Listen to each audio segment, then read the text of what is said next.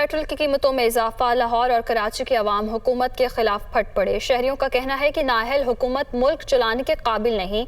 आए रोज पेट्रोल की कीमतों में इजाफा जुल्म है। गरीब क्या करे, किधर जाए।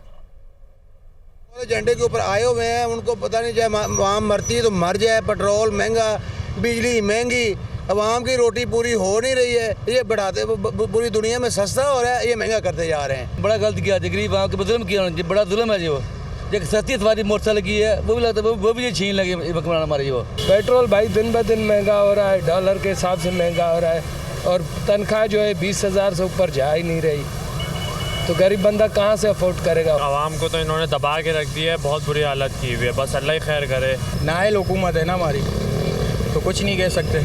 ये तो होना है क्योंकि सोते हुए रेट बढ़ाते हैं, जागते हुए बढ़ाएंगे तो उनको पता है हमें उतरना पड़ेगा। क्या कमाएं क्या खाएं कुछ समझ में नहीं आ रहा भाई। बस जहर ही सस्ता वही मिल जाए वही समझ लो बहुत है। तनख्वाह वही है बस। रोटी तो सस्ती कर दो भाई, रोटी जहर खाने को भी पैसे नहीं है समझ लो आवाम के पास।